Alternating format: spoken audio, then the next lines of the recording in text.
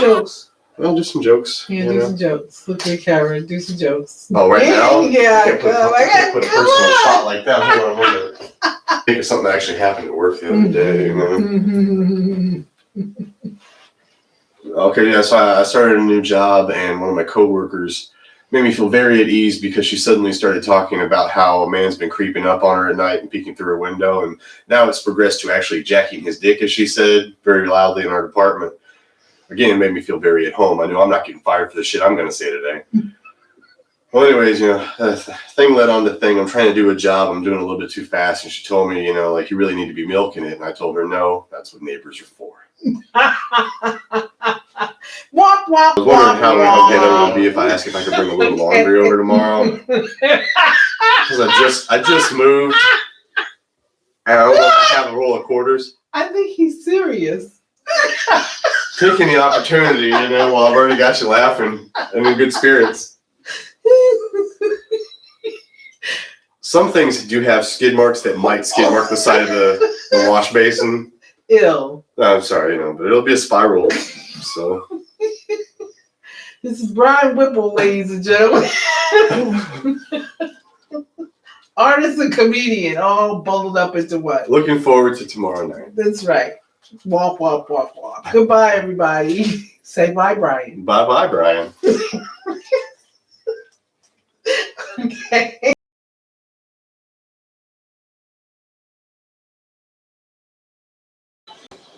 Hey, you guys. Welcome to our first virtual art show right here on the LJDN Network YouTube channel. I am here with our newest family member to the network, the incomparable artist, Brian Whipple. Brian, welcome. Say hello to the diamonds and welcome yourself to the YouTube channel. Well, thank you very much for having me. I'm glad to be part of the family and be joining the team. We do have a lot of artwork to show tonight, so hope we can get started on that. Yeah, you're excited, right? Absolutely. Well, we're excited too, this being our first virtual art show. We as the LJDN Network, which you are a part of, being our family member. Because once you join the LJDN Network, we're like a cult, we're like a gang. You can't get out. We want blood. No, I'm just kidding. We don't want to scare you, Brian. You're fine. But we protect you too. So, with that being said, Brian, how did you get started? Where did the passion, where did the love for the art come from? Well, I've always loved art and always admired friends of mine who were artists. I had struggled for years and always feeling like everything I was doing was cartoonish or a doodle, Okay. Never really, something I could call art or myself an artist. But about 10 years ago, I actually sat down and I committed to just make it a hobby and every single day to draw. And so doing that for about 3 years, I finally was able to capture real lifelike portraits. Okay. And after doing that, I started to see that a lot of people wanted to purchase those and there was a market for my work. So for the last 7 years or so, I've actually been selling, marketing my work and improving as I go as well. Wow. So it's expanded just from that initial sketchbook that I bought for 50 cents at a yard sale to selling paintings now for $425, $450. Oh, wow. Like that. So it's definitely growing and building steam and momentum, and we'll keep moving forward. Okay, well, being that we are talking about, growing and moving, what would you say would be your biggest transition in your artwork from the 50-cent doodle pad? Right. I mean, it was the commitment to learn portrait art, to actually be able to do a lifelike human face and recognizable face. And then the next major transition was after a couple of years of gaining the confidence in sketch to actually try to transition into painting. Okay. Painting is usually in the art world a more respected medium anyways. A lot of galleries even won't take the sketches because they consider it unfinished work. Really? Right. So going into the painting definitely opened up a lot of new doors for me and a new barrage of challenges as well. Wow. But being able to, I don't want to say master that skill because I'm still absolutely learning, but being able to at least start to hone that skill has been invaluable to me.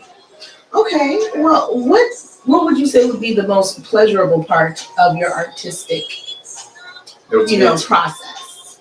There's a moment where you start to recognize the face that you're trying to capture. It's kind of, I call it the I see you moment. Oh, okay. So, kind of like the, how they say the light bulb. Exactly, you know, like you're working on it, you're getting the eyes, the nose, it's just not adding up, and then suddenly there's a moment, I see you, you know?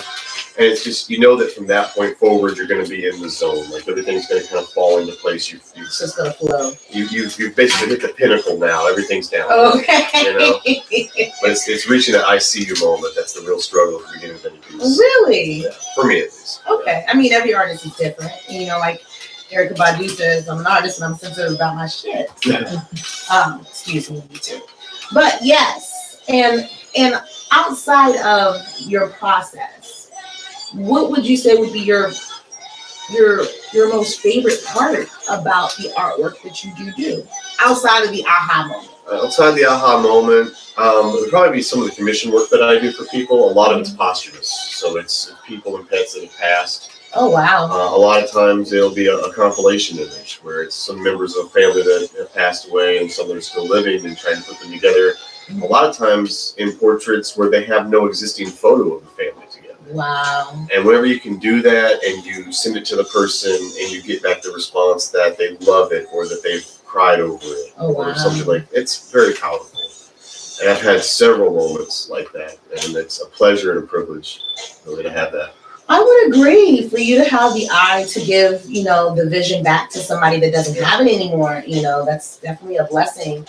I mean, a blessing in disguise, but, you know, sometimes a curse too. Is there anything that haunts you in your artistic world? Not exactly, no, but I have done a couple of pieces where almost immediately after the person got it, they passed. Oh my gosh. Or there was one where I had done a piece as a gift for someone's family member, and before they could receive the gift, they actually wound up being hospitalized with COVID, and they passed from it. Oh my goodness. But the person I did it for originally, they kept the piece as a momentum or a memento of them, you know, that their own home to remember. But you know, I don't really regret any of the pieces I've done. I wish some of the earlier stuff had been better, but no, it's nothing that's, you know, tragic or really stays with me like that. Okay. I mean, well, everybody has a story when it comes to their occupation or their love or their passion. Right. There's always ups and there's always downs. But I always, for the artists, my thing is, do you prefer black and white or do you prefer color? For me, it's really a case-by-case basis. So there are some things where I see something or I'm looking at reference images and I just know that because of the contrast of it, because of certain tones in it, black and white would be the perfect way to capture it. Right. And sometimes it's more convenient and easier too, you know. Or besides black and white, just do white and one other color, maybe blue, something like that. You know? Okay, like a color blocking type. A color block, yeah.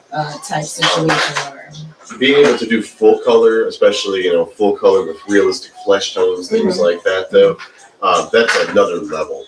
And whenever you can actually pull something like that off, that's very rewarding, just in the fact that you know you've done it and you've done it well. Okay. You know, as a personal preference, I always fall back to the sketches. I really love my sketches. You know, with artists, it's usually one or the other that I've noticed when I do speak to artists. They usually prefer one or the other. They like both because as artists, you have to love both. But, you know, everybody has their preference, and yours is the sketch. So we go back to the basics, and that's okay. And honestly, sometimes it's more classic. Right. It's more traditional. It's more, you know, so I'm a fan of black and white, whether it be sketch or graphic design, because all of that is a form of art. Right. But being that you are a painter, would you say that dealing with or trying to find the right shade of skin tone would be something that is like a hurdle in your career? Sometimes. I know also, like, you know, with certain skin tones, people can be sensitive about how their skin is portrayed. Right. Things like that. Yeah. If you do a portrait, I'm just going to use a black family, you know. You do a portrait of a black family and you get the shade off, I mean, I would kind of be upset. Exactly. It could be very hurtful. You know what I mean? So, I carry 6 to 8 main colors that I draw from typically. And then I carry several shades of browns, as well as some yellows to like an apricot, which is almost an orangish color that can kind of help the undertone to blend in. And then, into your much paler, whiter kind of colors, like antique white kind of colors and things like that too. Because you're also going to have highlights and things like that. Yeah, of course. And you'd really be surprised, like you may think that skin tones are so different, but in all honesty, whenever you have any kind of glow, highlight, darker values, a lot of those are shared commonly between the skin tones. Thank you for saying that. No, I only mean that because in the day and the age that we live in now, color is always the main thing, the topic. But the bottom line is we all share the same tones. Exactly. So it really doesn't matter. But I know some artists feel it's the same tubes of paint just applied heavily and more in or other light. ways. Right. Exactly. Okay.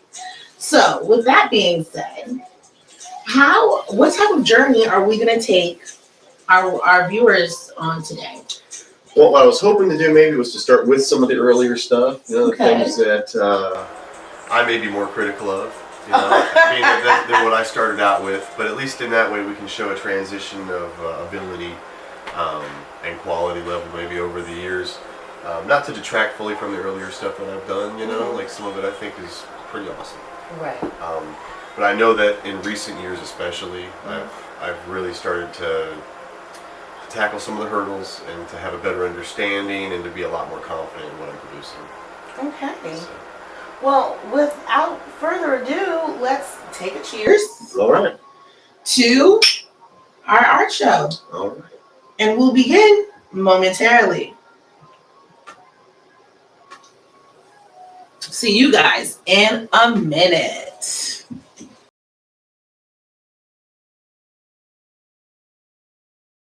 I will sit at the foot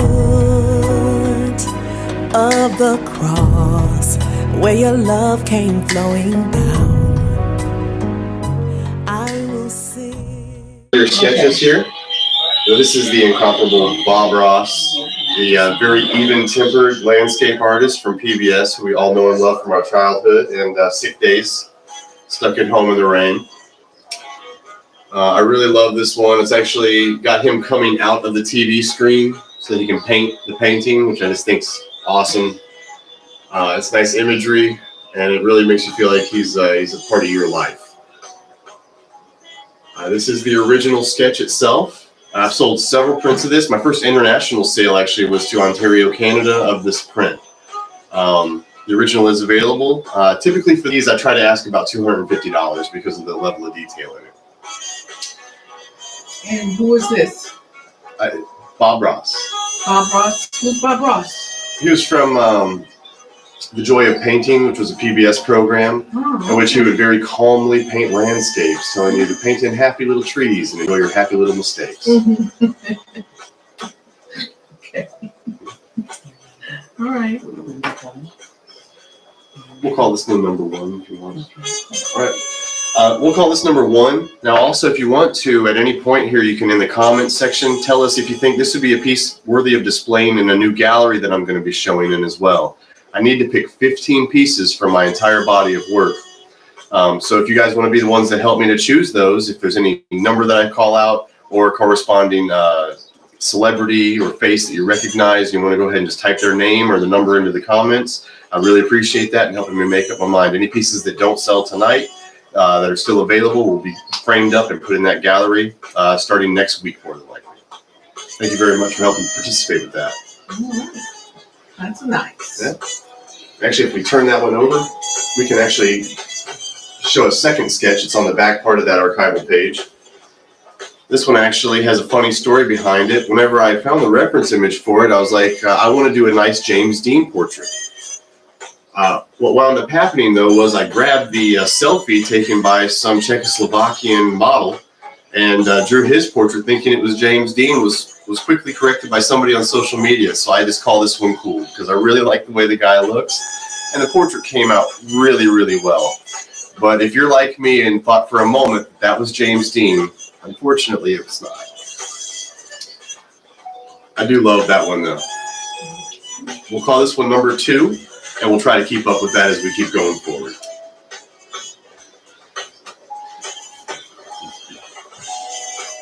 Oh yeah, I love the next one.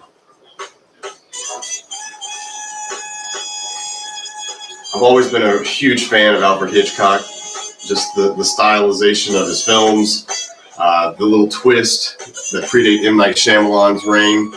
But I love this, especially with him, the stogie, and the little bird here, paying tribute to the movie, The Birds, that he did. Really, really love this. I tried to use this as well in my stickers that I made for my guerrilla art campaign, trying to send stickers all throughout the United States to have people put it up with my social media handles and stuff like that on it to try to see if we could get any new viewership. And it actually has worked. I've had quite a few people reach out to me with photos showing that they found the stickers in different locations in different areas. But yeah, absolutely love this Alfred Hitchcock. That'll be number 3.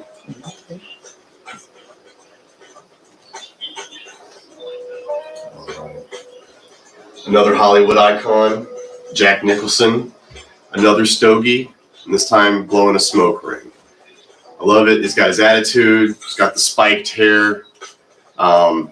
This is one where I went into really high detail on the wrinkles. I know they're a little bit hard, but also I think so is his personality. So I think that really carries for him and really translates to what I was trying to capture.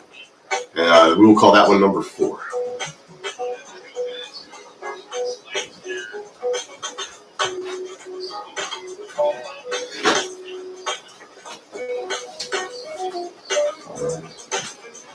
Really proud of this one as well. This is Lin-Manuel Miranda as Alexander Hamilton in the Broadway play Hamilton, which is huge now.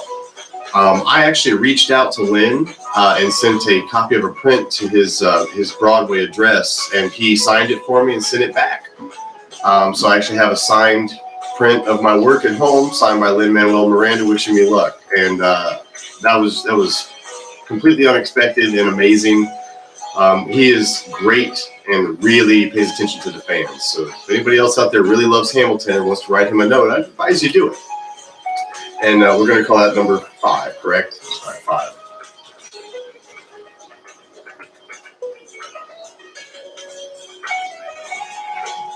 This is Rihanna.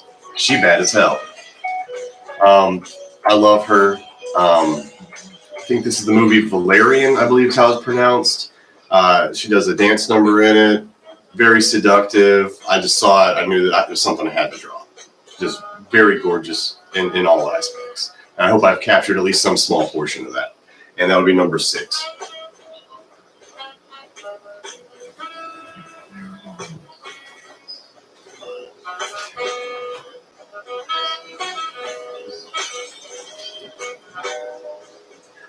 All right.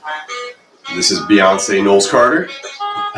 Everyone knows who Beyonce is, at least all the single ladies do. I was doing a small hip-hop series. Rihanna was part of that. I also included Beyonce. Her husband's in there as well, which we may see later. I think there are maybe 20-plus pieces, actually, that were in that hip-hop series that I did. And we'll call this one number 7.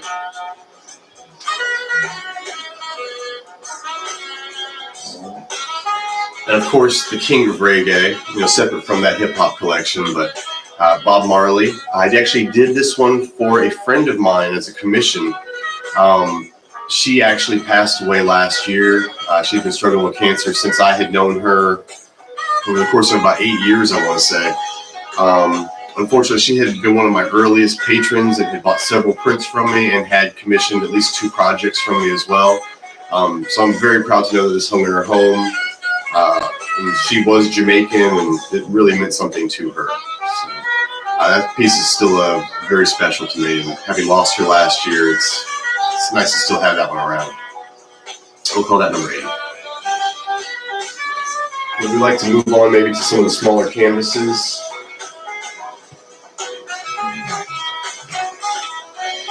Just give ourselves a little mix of color and black and white back and forth.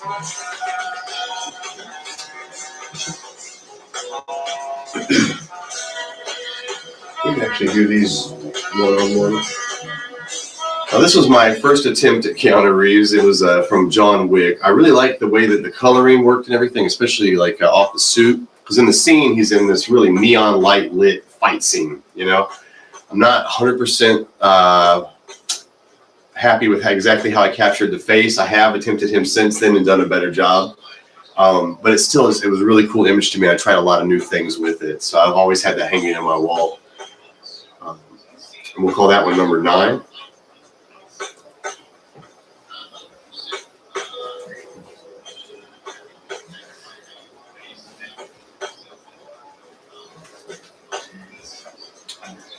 And this is Liam Neeson from The Grey.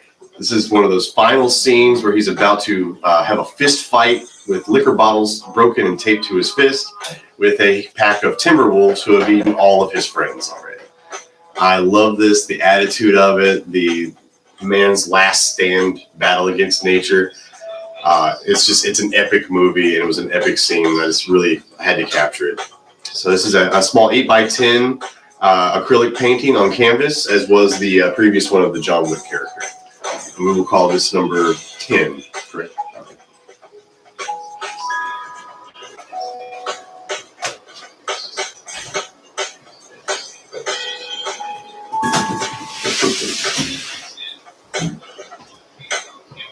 How you doing?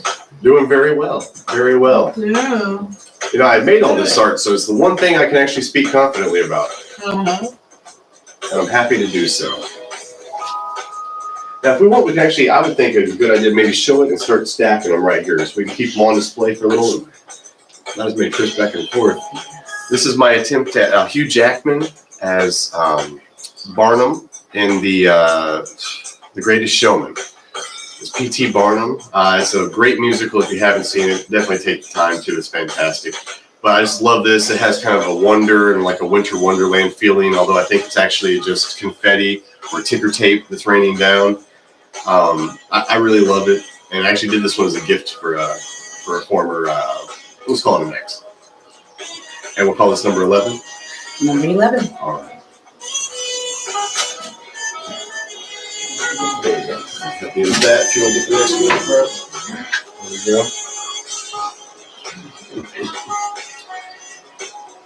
This is from a very early science fiction film. I believe a German film called Metropolis. And this is a female robot that's created in the film with these bands of light around her during the process of bringing her to life. And it's actually a black and white film, so I wasn't sure exactly how to capture it in color, but I made an effort to try to, do my own thing with it, and kind of just bring it more to life and more to the forefront with the addition of color. So Metropolis in Technicolor. And these are also on 8x10 canvases with acrylic paint. So they are on the smaller size of the work that I've done. I don't do a lot of this that's that small, but I was running out of wall space at the time, and so it seemed feasible to get a few more up on the wall before I ran out of space. Yep.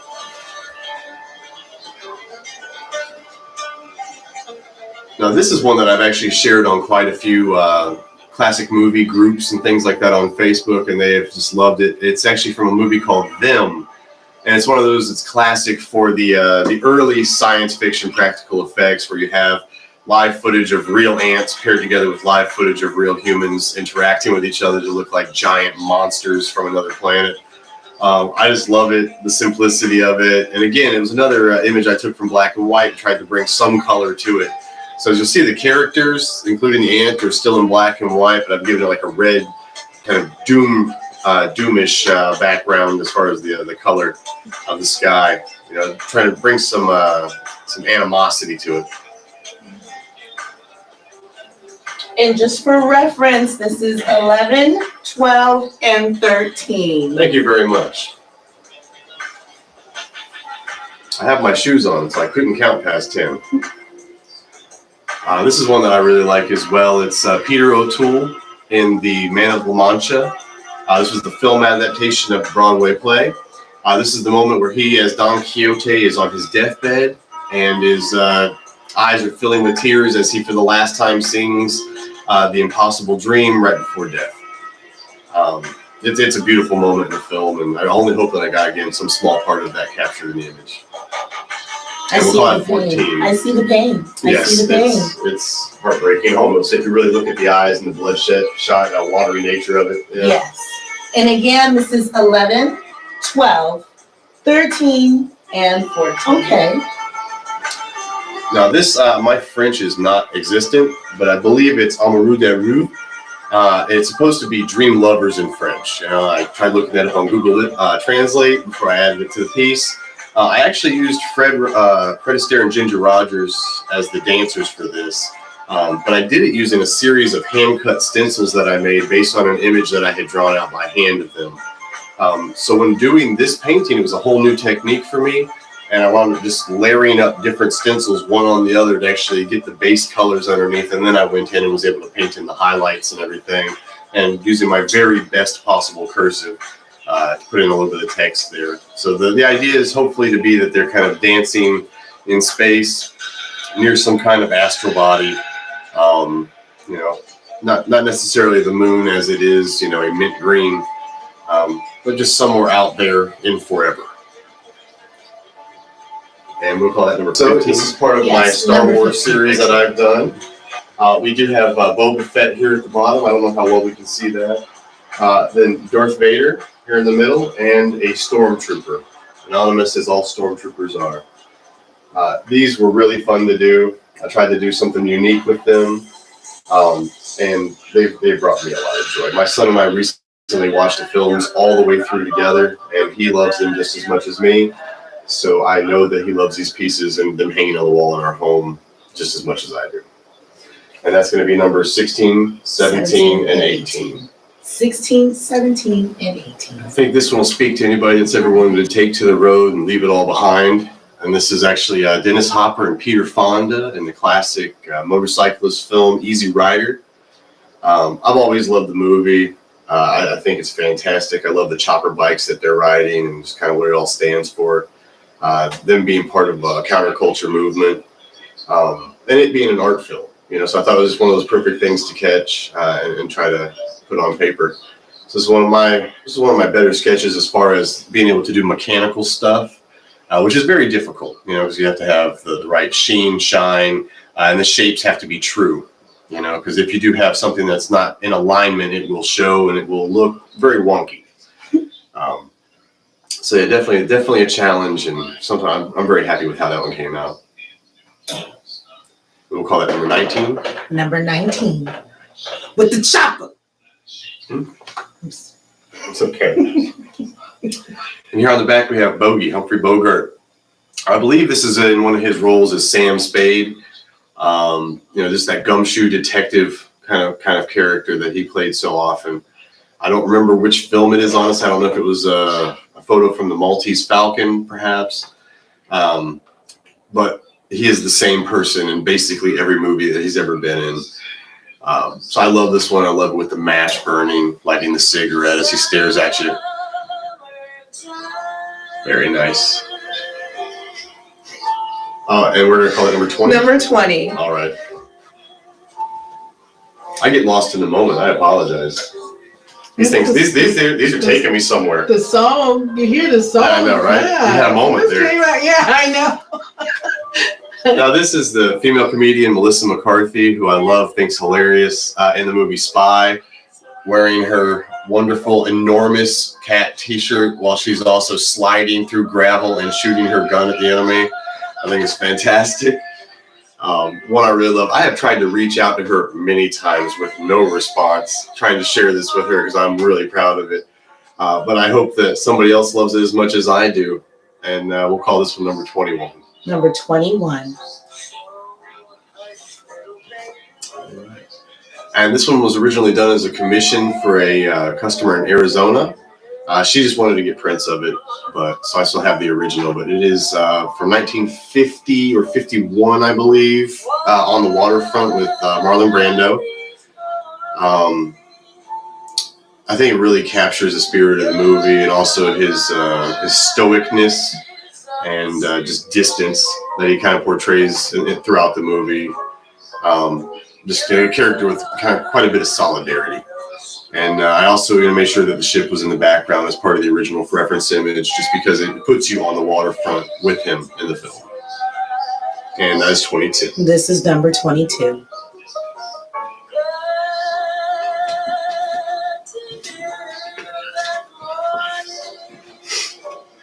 And entering 23. All right. And this one was actually done at the request of the same buyer in Arizona. I was not at the time familiar with the movie, and it's called Night of the Hunter.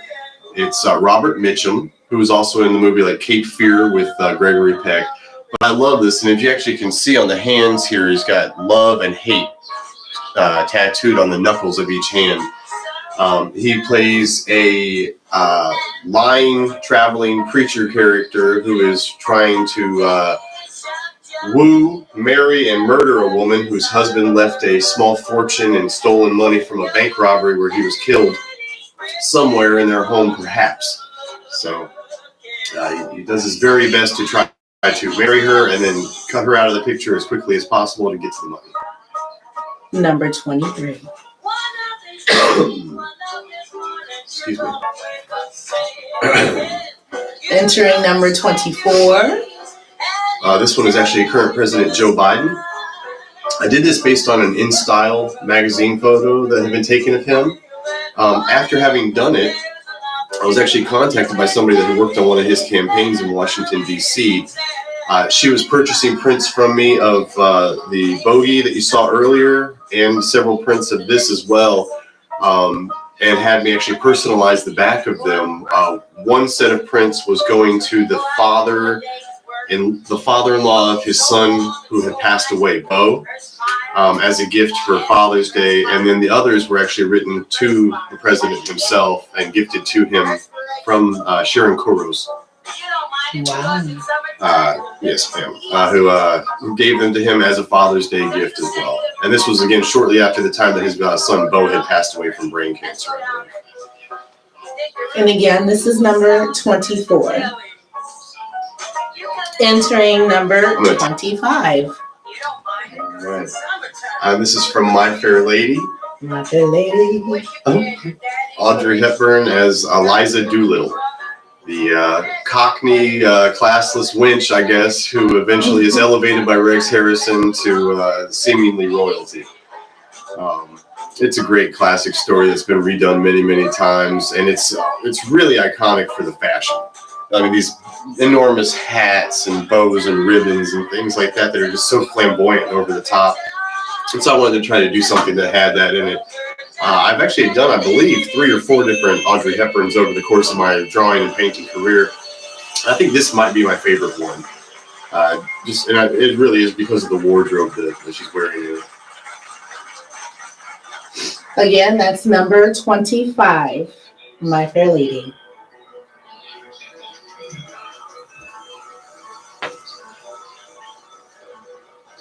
Entering number 26, a goodie. Yeah, and this one actually was the final commission piece from that Arizona buyer.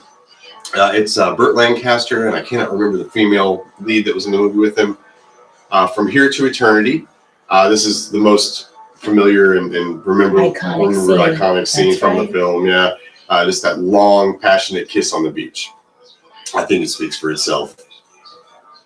And this is number 26. Excellent. Entering 27. Right here we actually have the cast of Monty Python on the set of Monty Python and the Holy Grail. It's kind of funny, I think, because you can tell that it's not, actually from the film itself. They're standing around holding styrofoam cups, drinking what I would only assume is tea in a very, very British way. Grown people tea. We got a thumbs up on that one. Oh, okay. Oh, yeah. Danny. Oh, nice. Danny Myers. Excellent. Yeah, I do love this one. Let's see. Graham Chapman, Eric Idle, Michael Palin, I believe. Oh, goodness. I know John Cleese, and then Terry. If you know the crew, put them in the Gilliam, comments. I believe. Yeah. If you know the crew, put them in the comments. There you go. Exactly. Feel free to comment or correct me if I've messed up at all. I think he actually just passed away. Terry, so. Okay, and that is number... Was it 29? No, 26. There we go. All right. Fantastic. Now we're entering number 27. All right. With this one, we're going to be coming back to Marlon Brando. This is from the beginning of The Godfather, where he has his ear whispered into, asking for one favor on the day of his daughter's wedding. Another iconic. Another very iconic moment. Absolutely. And then has to tell him, this I cannot do. Yes. So, This here I cannot do. yeah, it's fantastic. It's a great scene. And whenever I decided I wanted to do something from The Godfather, I really struggled with what to pick. And there's some other pieces I may revisit in the future, like when Sonny is shot down at the toll booth. Will we run into any more? Not from The Godfather. I haven't revisited that yet. But again, it is something I want to do more pieces. I want to do more gangster film pieces in the future. But this, I think, is a great choice for where to start. Number 27. Fantastic. Oh, another moving piece coming your way, you guys.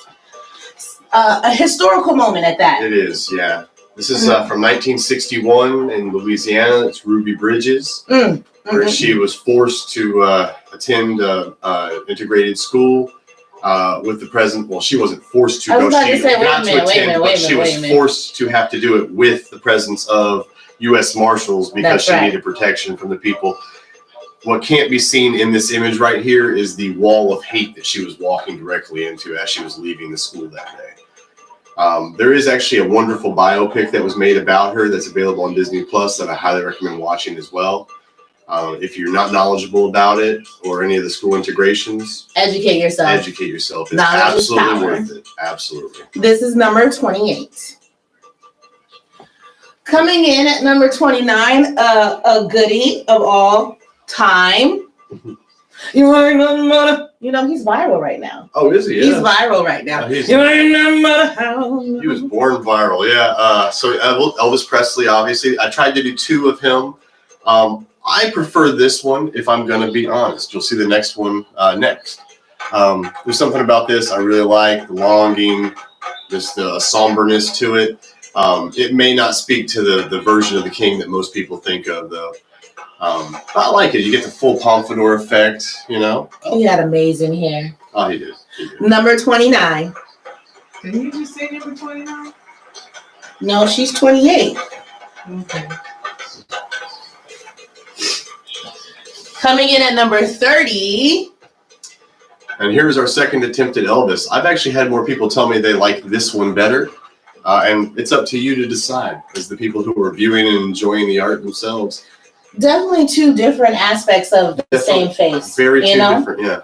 Definitely. That's kind of what I was going for. We're going in and this is 30.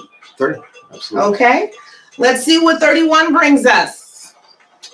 I was actually challenged by a cousin of mine to start doing some more baseball themed things. Nice. I did a massive baseball series, and I did the entire thing in about a month and a half. And I want to say it was 20-something pieces. You might want to ask if you're interested and you like what you see here on number 31. Check out Brian's baseball pieces.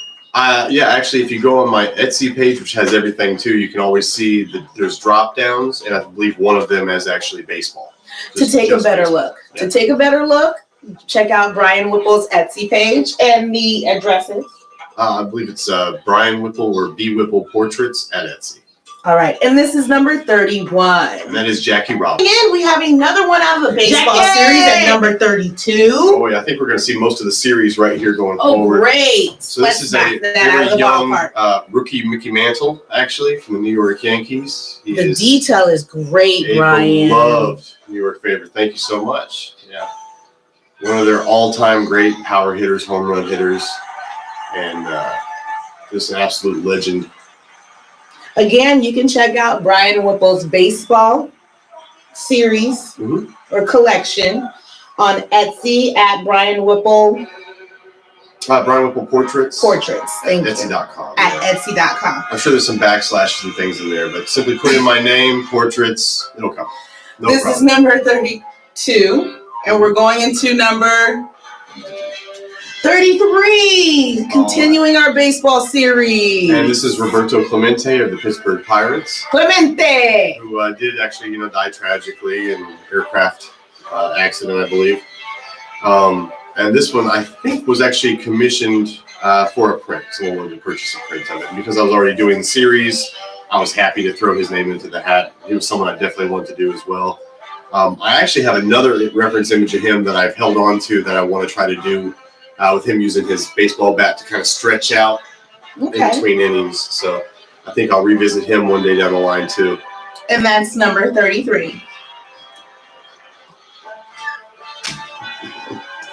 Coming in at number 34, an all-time pastime American favorite when it comes to sports. This is one my cousin who tasked me with this this collection said I really had to try to draw.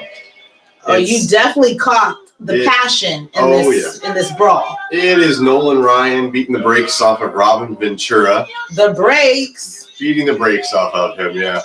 Nolan came away the absolute victor in that fight, and I have sold dozens of prints of this one. Sports fans that know, and they love this one. Yeah. And you guys will know that this is number 34. Right. Coming in at number 35. Now, I actually did multiple Jackie Robinsons. I only did one that really detailed his face, but I did do a couple other action shots of him. So this is actually hand-drawn of him at bat. This was another one of those historical moments, It too. is, yeah. You can find this all over in the newspaper. So this is definitely a good piece to have historically. Oh, it's fantastic. Yeah. At number 35. I'm not 100% sure, but I think that this may be Yogi Berra actually here as the catcher for the New York Yankees against the Brooklyn Dodgers. If you know, leave it in the comments. Please do. Yeah, correct. Teach us something new. Yeah. All right, coming in at 36 in the baseball series continues. This is another great one. This is pitcher Satchel Paige, who was very, very integral in the bringing the Negro Leagues into Major League Baseball. This is the detail on that brick is crazy. Oh, yeah, thank you. Yeah, I really love it because the thing was with the shoes being so far in the forefront, it was really hard to try to get all the detail on both the sole of the shoe and the thing that's in the background that's supposed to be kind of out of focus. You did great. Thank you very much. You guys should be able to see this. If I can see it, I'm sure you guys can see it. But this is clean. This is clean. A lot of detail. Very much appreciated. Yeah, very proud of that one as well. This is number 36. One of the hardest things too is getting these logos right for the teams and things like that, because if fonts are off or spacing's off, fans are going to know. Well, not only that, the folding of their clothes. Yeah. Just trying to depict that. Right. You know, those lines and values in the fabric and things. Yeah. You know. So this is 36. Let's go ahead and enter in 37. Right. Coming in at 37, another Negro player. That was Henry Hank Aaron. Hank. I was about to say Hank the Tank. That's not this one. No. That's not this one. Yeah, this is, I believe, when he was playing for the Milwaukee Braves before they were sold or transitioned to Atlanta, where I believe he ended out his career. But yeah, he's the hammer. You know, he's amazing. Home run hitter. He held records up until very, very recently. Most of his records were Is that where we get Hank the Hammer Stanley? I'm not sure. No. I'm not a baseball fan, y'all. I'm just. He was sometimes called Hank the Hammer Aaron. You know. Really? Okay, and this is coming in at. Do you remember? 39. 37. Everything's a 9 with you. Right. 37. Let's get prepared for number 38.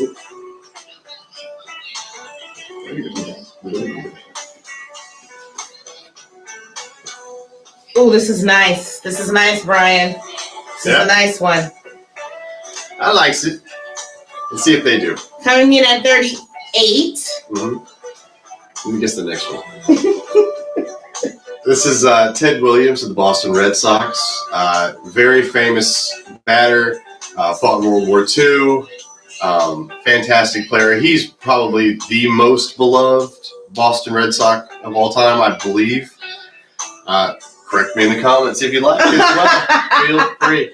But yeah, I mean, even whenever I was a kid, I had an upper deck collection, you know, of cards that were just Ted Williams. And I lived in Florida for a while. He lived not too far from there in Clearwater up until the time that he passed away. But fantastic baseball player.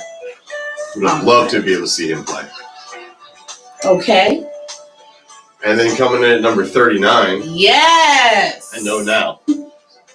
is actually going to be, I believe, the final Jackie Robinson piece that I did. And this is one where he's actually sliding into home plate.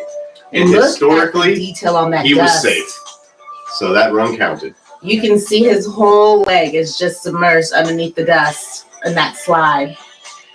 There's nothing like capturing the real moment. Yeah. And I think that's probably the hardest thing for an artist to do. Those action shots are really hard. That's why a lot of people draw and paint still life fruit. You know? This is number 39.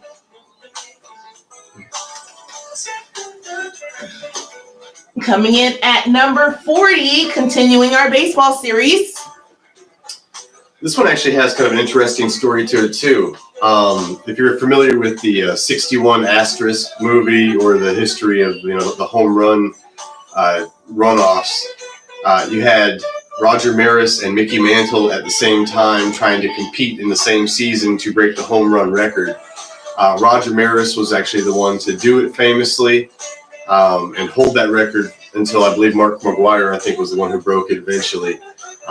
Roger Maris's son, Roger Maris Jr., actually has reached out to me and added this to the Roger Maris collection. Wow. And I was very honored for that as a tribute to his father and the great man that he was. And if you ever want to visit that, Roger Maris Jr. is on Facebook, and there's a lot of great stuff that he posts all the time that you can go and view. That is number 40. Coming in at 41. Say hey. It's Willie Mays. Say Hey, Willie. Let's watch out down here. Sorry. San Francisco Giant, Willie Mays. Amazing ball player and personality. I love this one. Again, this is something where I tried to get something in the foreground and see if I could capture the same level of detail between the glove and then his face and uniform, which are set so far back from it. You got some good detail in that glove. Really appreciate and his that. uniform as well. I think he got some clarity and he got that personality in the face. Mm-hmm. I can hear him saying, hey, going to say hey, you know. Okay, and that is number 42. At 43. Oh, we already. Oh, that was actually number 40. I'm sorry. I'm so sorry. Oh, you're fine. I did it. Okay. We still got 43 to go. That's why. I don't want to make a mistake with them. Okay. Now, for me growing up, I was a really big baseball history fan, you know, and even going forward, I was more a fan of the history of the sport than actually keeping up with the sport. Babe Ruth, of course, was my idol, you know, growing up. So I collected every single replica card or anything I could find, read every book I could get, watched every movie that had anything to do with Babe Ruth. This is Babe Ruth's final moment in Yankee Stadium where he came back to say farewell to the fans for the last time, knowing that he was dying of cancer. It's kind of, if you look at him, he's kind of slack in the uniform. He's very withered at that point. But it was his farewell to the fans at Yankee Stadium for the final time. I believe he died within the next couple of weeks after this was taken. So wow. I tried to capture as much of the full breadth of the image as I possibly could, including the press corps that's there on the sides of the baseline, and as much of the stadium as accurately as I could possibly portray. Okay. And that is number 43. Coming in at 44. All right, so I think this is transitioning out of our baseball series. Actually, I wanted to visit classic campy Batman, at least to start with. I did some more Batman stuff going forward from the movies that I love. But this is Burgess Meredith, who is famous for playing the Penguin in the original 66 Batman TV series, as well as many appearances on The Twilight Zone and being Rocky's trainer in the Rocky films. I love Burgess Meredith personally. Me and my best friend actually share a fondness for him and talk about him and do impressions all the time. Impressions? Oh, yeah. You murder Rocky. You're a murder machine. Like, I don't do a good impression, but, you know, so throw it out there. I've done a couple pieces with Burgess Meredith, actually. There's actually a painting I've done, too, called Time Enough at Last. It's one of the final scenes from a Twilight Zone episode where he's the last man on Earth and his glasses break and he can no longer enjoy the thing he loves, which is reading books. And that is number 44.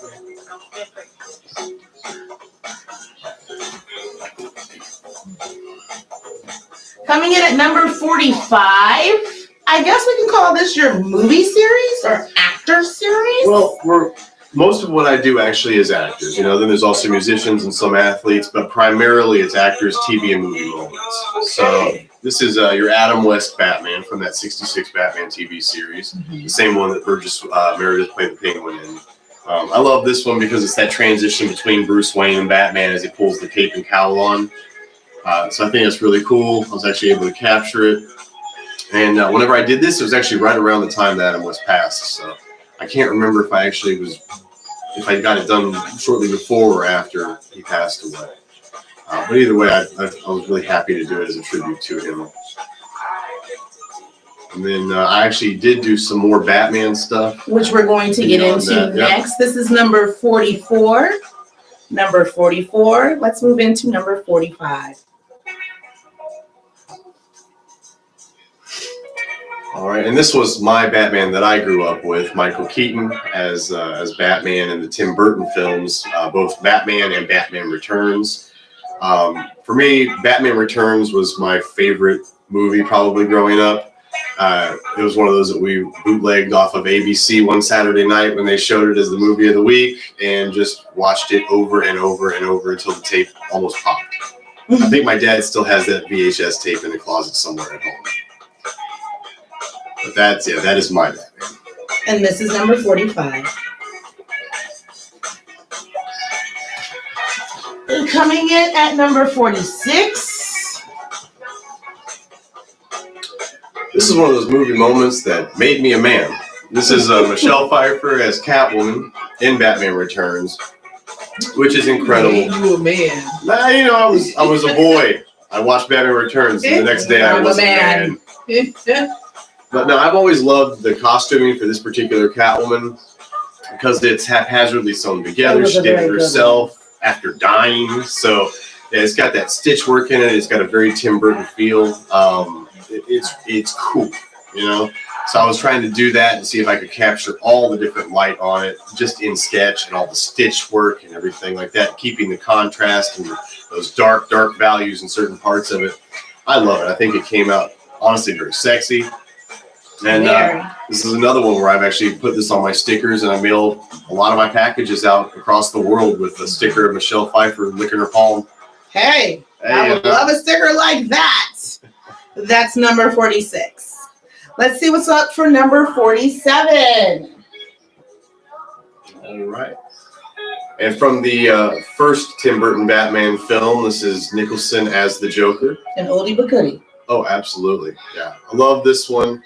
I always had thought that was his legitimate smile, and he was just really stretching it for the purposes of the film. And I realized finally, that it was a lot of makeup, a lot of prosthetic that was added to him. So knowing that, I was actually trying to go in there and make sure I got every single detail of that and really pulled that smile out and put the crazy in his eyes as well. The magic of the movies. Number 46.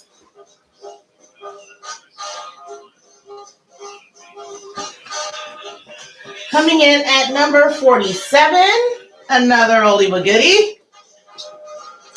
And also from Batman Returns, this is Danny DeVito as the Penguin, Oswald Cobblepot. I think he did the best version of the Penguin ever. I agree. I love DeVito, but he does have a little bit of a grotesque quality that he's used to his advantage over the years, and it really translates in this character. And this is absolutely a Tim Burton character. You know, it's exaggerated, it's dark. It's eerie, it's creepy, and it's almost inhuman the way that he portrays the Penguin, which is perfect, you know, for that character. And that is coming in at number 47. Next up, number 48. All right, and so this is actually the Joker from the 66 Batman series again. I believe it's Cesar Romero who played him at the time. Now, one of the things I thought was most comical, especially when I was drawing this, is that he refused to shave his mustache to play the character.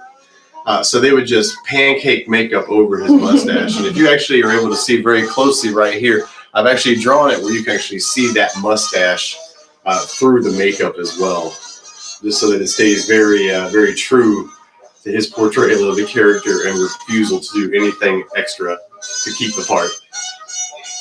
And that comes in at number 47. I thought it was 8. 40. 8. That's even numbers. Lord! 48. The next one has a 9 in it. That's probably why you picked I know. What? I like 9. All right, 1049. Coming towards the end of the Batman series here. This is Aaron Eckhart portraying Harvey Kent, Harvey Dent, right? Mm-hmm. Harvey Dent. Yeah, the district attorney of Gotham City after being badly burned by the Joker and turned into Two-Face. Look at that detail. Yeah, that one was very, very hard. It halfway through kind of wound up becoming an anatomy sketch, just because you have so much tissue that's showing underneath. You know, you're trying to capture that, and I was referring to what's a CGI artwork of somebody else's to try to recreate that. So it was really challenging to do just with a small, big mechanical pencil. And that is number 49. Yeah, it's got 9 in it. Coming in at 50. All right, a good one to round out 52. This is the last of the Batmans I believe I have right here, and it's Joaquin Phoenix as the most recent portrayal of the Joker in the Joker film. I loved this movie. I went for my birthday to see this movie in the theater. It spoke to me. I thought it was fantastic. I went home and I actually did 3 paintings of him as the Joker in that film within a span of like 6 days. Oh, wow. Yeah, I loved it. I waited a little while longer until I felt confident that I could properly capture a pencil portrait of it, and then I drew this to add just to that grouping of Joaquin Phoenix Joker tribute art that I had done. But it's an amazing character, so I only hope I've, again, captured some small part of what made him so tragic and enigmatic. You know? And that is number 50.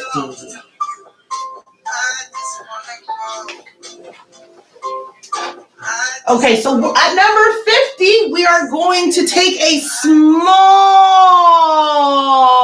break. Rosie, guess who's coming back to LJDN Radio in January?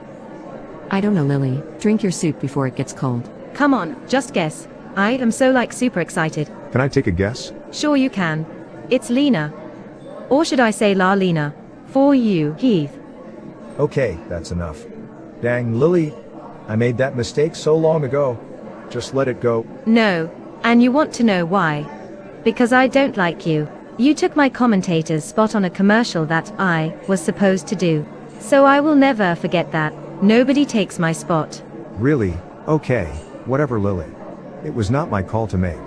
I was just doing what I was instructed to do. I can't help it if I have the better voice. Or should I say, butter voice. Did you say, butter? Yep, that's what So I I said. guess If that you don't means like you it think your tough. voice is better than mine. Well, it's not. After all, I'm British, and everybody loves my British accent. Isn't that right, Rosie? So you need to just crawl up into someone else's program. Who do you think you are anyway? Who do I think I am? Who do you think you are? Lily, you act like you're the only one who can commentate. Would the both of You're you not the just boss. shut up? Why can't you two get along? Lily, just tell us the news and finish your alphabet soup so I can go back in sleep mode. Who's returning to LJDN Radio? Yeah, Lily, tell us, with your beautiful British accent. I am just going to ignore you right now, Keith. Rosie, it's Lena. She's coming back in January. Monday, January the 30th to be exact. She's going to be broadcasting LYV, Mondays through Fridays from 9 a.m. to 12 p.m.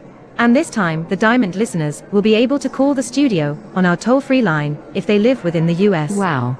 Isn't That's that great good news? Lily? I think that would be good therapy for her. I will make sure I save That the is date. good news, Lily. Now eat your soup so we can go back into sleep mode. I thought so too.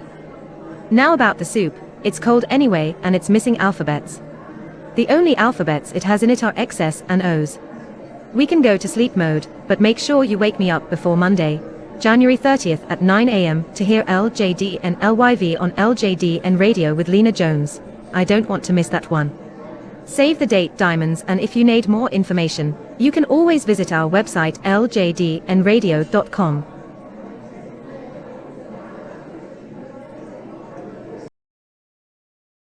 back. All right. We were at number 50, and now we're going to proceed with our canvases and the bigger size canvases at that. So, are you ready, Brian? I am ready. Do you know what number we're on? I believe it's 51. We are on 51. All right. And coming in at 51 is this lovely number here. This is a movie I cannot stop watching. It is There Will Be Blood with Daniel Day-Lewis. It's about an oil man who basically just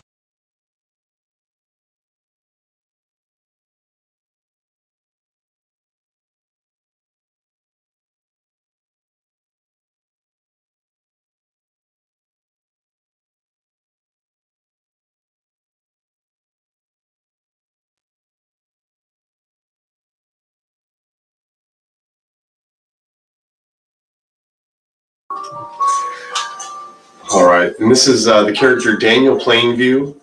Again, an oil man that conquers the Midwest by buying up patches of land and siphoning off all the oil reserves underneath it.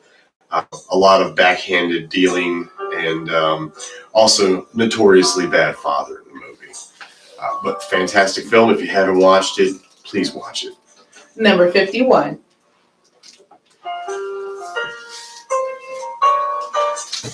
Coming in at number 52. Brought to you by Werther's Original, an unsolicited sponsor. You're welcome, Werther's. All right, this Hugo Weaving as the lead character V in V for Vendetta. This is one I really love. The comic book series, which is really originally done by Alan Moore, who's a fantastic comic book writer. Then the film was done by, I think it's the Wachowski brothers, who have now become sisters. Just an amazing film. Cinematically, it's incredible. The action sequences, the high-speed film work that they do on it, it's amazing. It's beautiful to watch, and I tried to capture it simply using shades of red. You did very well. Well, thank you very much. I appreciate it. Number 52.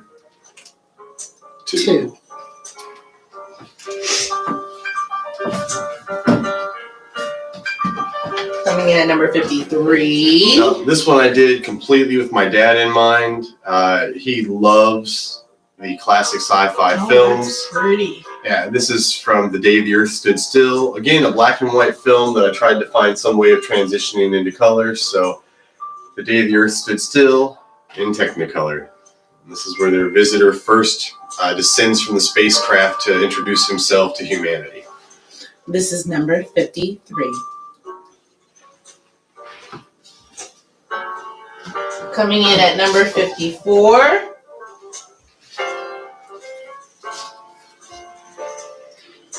And this is actually based on a real stuntman from the 1920s named Fearless Freddy. And this is him dangling on a rope ladder from a biplane as it flew over an air show. Thought this one was really cool.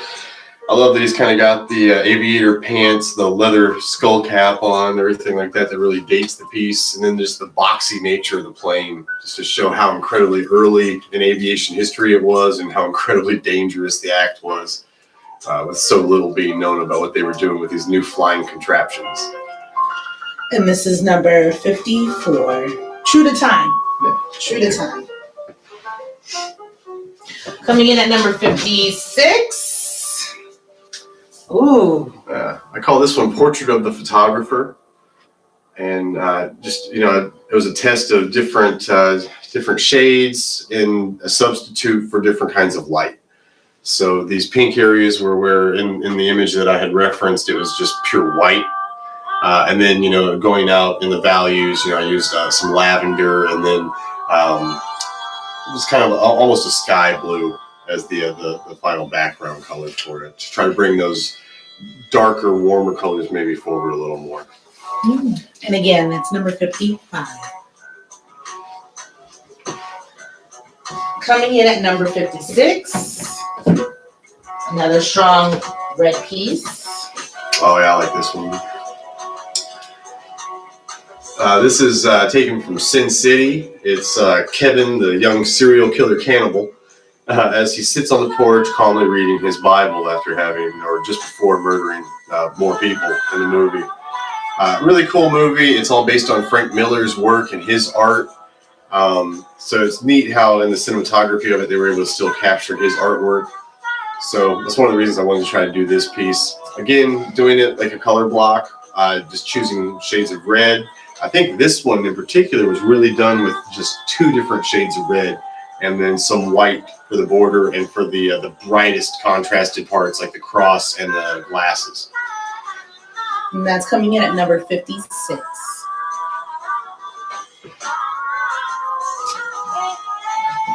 $57. This is a really early one and really speaks to my sense of humor more than anything. I've always loved the kind of sideshow, freak for a better word, advertisements you'd see like in old movies and stuff like that, and old vintage photos of carnivals and that sideshow area they would have set up with barkers shouting out about what you could see inside. So I created these 2 characters, and it's supposed to be 2 Siamese twin or conjoined twin bare knuckle boxers, Brett and Brent Hogue, the Siamese twin bare knuckle boxing champions. Ringside seats available now. Battle for Britannia is what I named the event. 1 night only, taking place in Liverpool, England on my birthday. I just made it October 19th. This would be kind of personal to me. But it just was neat. It was trying to come up with advertisement type art, something that looked really vintage and from that period, as well as something with kind of a comic twist to it. Because imagine 2 Siamese twins trying to knock the crap out of each other in a ring for however long they last. Very vintage. Very. 57. All right. So you painted all this? Yes, ma'am. This is all paint. Wow. These are all acrylic paint on canvas. Okay. With very few exceptions. The Siamese twin boxers, actually, there's some pen work in that as well to do the outlines on the lettering and things like that. So there would be some ink. Coming in at 58. This one actually hung in the Stravitz Gallery for quite a while. This is a Chuck Berry color block that I did. And I just stuck to black and white for it. But it's him doing one of his signature walks across the stage while he just belts it out on his guitar. He was somebody with a huge personality, and so it was really easy to catch that. Very nice. Very clean. Appreciate it. And again, that's 58. Forgive me, audience. I am trying to get over a cold right now, but it is a pleasure to talk to you all. Coming in at number 59. This one, when I was working on it, I was actually thinking of my aunt in a very roundabout way. I had found the image. Mm-hmm. I want to say in a very roundabout way. Okay. My aunt was actually blind from birth. She was blinded in an incubator long ago when she was born premature, which was unfortunate. She was a delight. She was one of the most joyful people I've ever met in my entire life, and took joy in the simplest things like washing dishes and singing the song "Singing in the Rain" while she did it. She taught me to dance by a bonfire one night. And I mean, the sweetest, kindest lady in the world. I did find this image, and it is a blind beggar from, I believe, 1916 New York. But still, whenever I saw it, I really was inspired to paint it, and I did have her in the back of my mind the entire time I was doing it, so I'm not going to lie about that. But no, this is not her face. She was a much lovelier, sweeter person than this. But yes, this is blind. So, At number 59, you have Blind.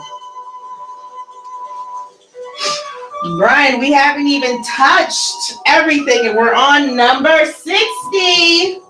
I know, and we are nearing the end of our show tonight. Yes, we are. But we will have more to revisit in the future. Number 60. This one is called The Learned Astronomer. I actually based it off of some 3D modeling that they had of chimpanzee astronauts from NASA. So I painted it from a reference image of a 3D model that I had seen. And then in painting it, I kept thinking of Walt Whitman poem. I believe it was I Heard the Learned Astronomer Speak. So I just kind of wanted to apply at least some fraction of that title to the title of my own painting here. But it is a little grotesque, and there are, like, bolts in the forehead and things like that. I think that was actually part of the display more so than the treatment of the apes that were used in these space travels. But it just seemed like a very interesting character in itself. And that is number 60.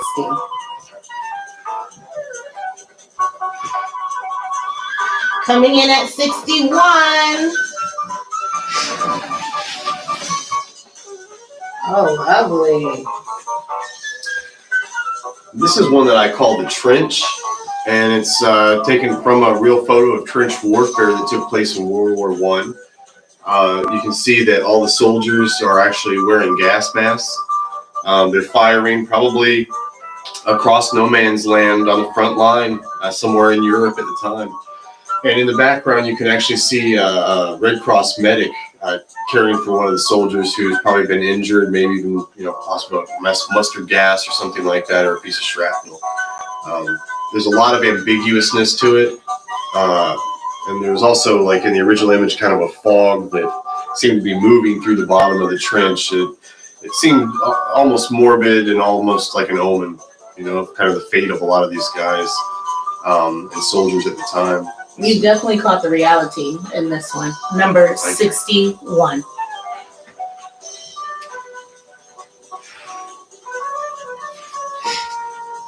Coming in at number 62.